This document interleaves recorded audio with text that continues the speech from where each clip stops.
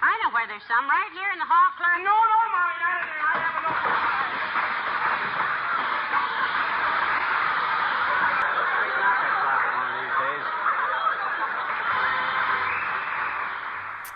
First things first on this, the first thing I want to do is get the motor out so I can start cleaning it and making sure it works okay.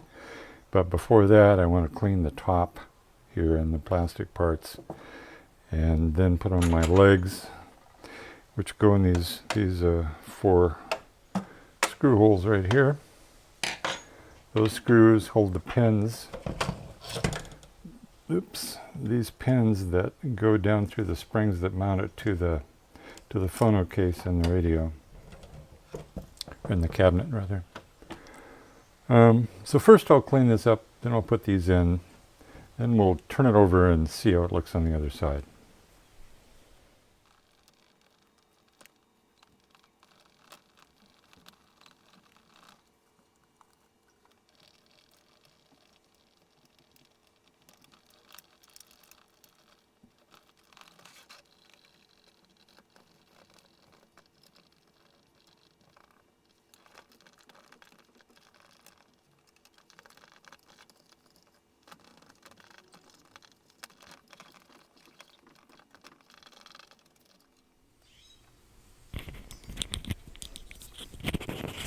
On the video prior to this one, I described what I thought of this turntable as a transitional effort by Zenith to pick up on the newly released LP records, which this tone arm supports.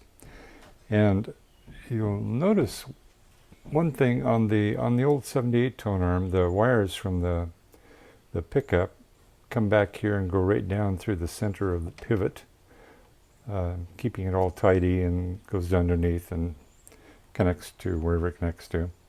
On this one, since this wasn't designed in the first place for another tone arm, they just drilled a hole here. The wires come down the side of this pillar and drop down through a grommet to the underside and then get routed.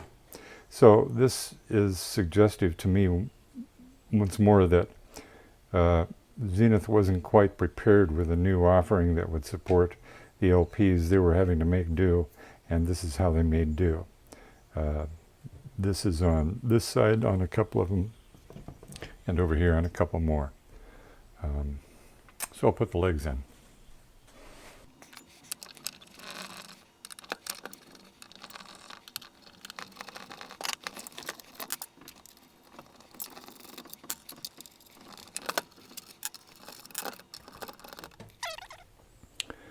Finally, I'll tape down the tone arms so they're not flopping in the breeze while we're trying to work on this thing.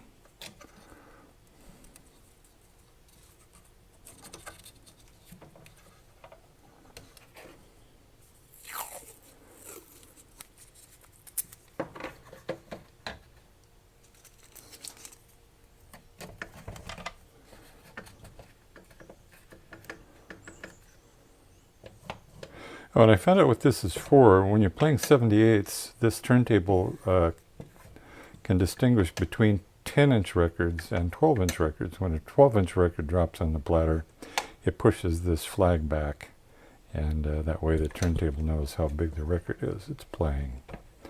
Okay, there we go. All right. Somebody mentioned surprise at this chain, and it is kind of odd, I guess.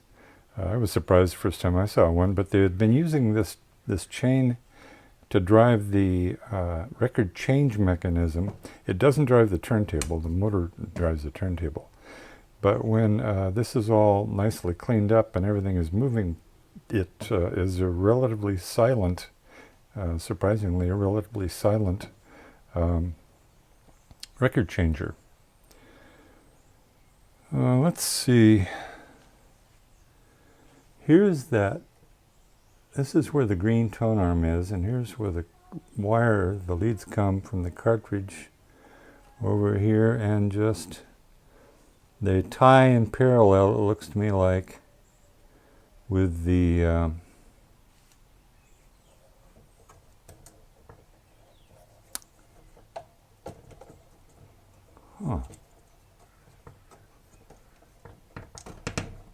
there's a switch right there. What is that?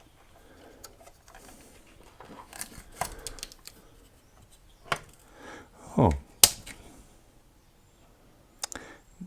Why didn't I notice that before? That's a hidden switch. That switch sits under the turntable. I don't know what it's for. I'll be darned. The reason I noticed it just now is that these wires that I said were hooked in parallel actually go to that switch. And the other tone arm, the shielded cable, is the one that carries the signal back to the receiver to be amplified. The other tone arm is right here, also in a shielded cable, and it also goes to ground and to a different position on this switch. Okay, well, I'm a little puzzled by that. Curious.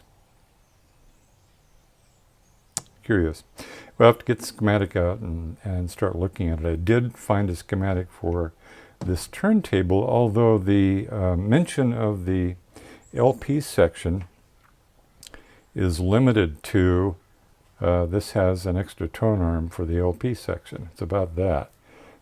And that's because, other than this switch and this wire and the tone arm itself, there's no mechanism in support of it. You can only play one LP at a time, unlike the 78s. So very curious. Okay, what my task is multifold here. One is to get the motor out, make sure that the asbestos is sealed, and it looks like it is here. Pull the bearings and lubricate them. Meanwhile, I'm waiting for the bushings that will keep the motor from flopping around so much. Those are on the way, I hope. Once that's done and tested and I'm okay with that, then I begin disassembling all of this. Because things like this gear right here that is involved in the changer mechanism, all those are pretty gummy. They get gummed up over the decades and stop working freely. This one isn't as bad as I thought it would be. It's not bad at all. You know, the last one I had, everything was frozen up on it. Yeah. Okay. There's one thing I'm seeing on here that kind of concerns me, and that's this sprocket. Let me change the angle on the camera and I'll show you what I mean. I don't know if that'll help or not, but let's see. The angle of that gear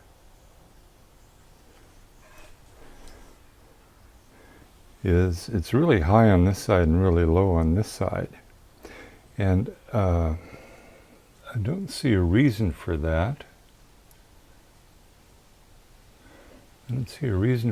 This ideally should be lined up with this gear, and there's another one over here behind the motor that you can't see. So that looks like it's being pulled over. Let me change the angle again. See, that's definitely sloping. And if I put a flashlight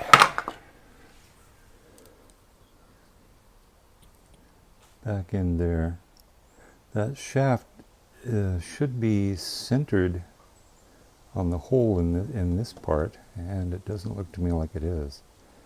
So it looks like something has come awry, or someone has lost a link in the chain on a prior service. Hope that's not the case. So something to look forward to, in a way. If you're a problem solver, something to look forward to. So that's it for this video. This is the first look at the turntable. For the next video, we'll take this apart, see if it's working, and we definitely know it shouldn't be doing that, right? So we'll take this apart. There are a few electronic components, very few on here to check. There's a maybe mica resistor right there, or a mica capacitor there, a couple of carbons, one here and one over here. The trigger solenoid that triggers a record change just needs to be checked out, as does the motor itself. Otherwise, everything else down here is mechanical. So we'll get started on that next time. Take care. See you later.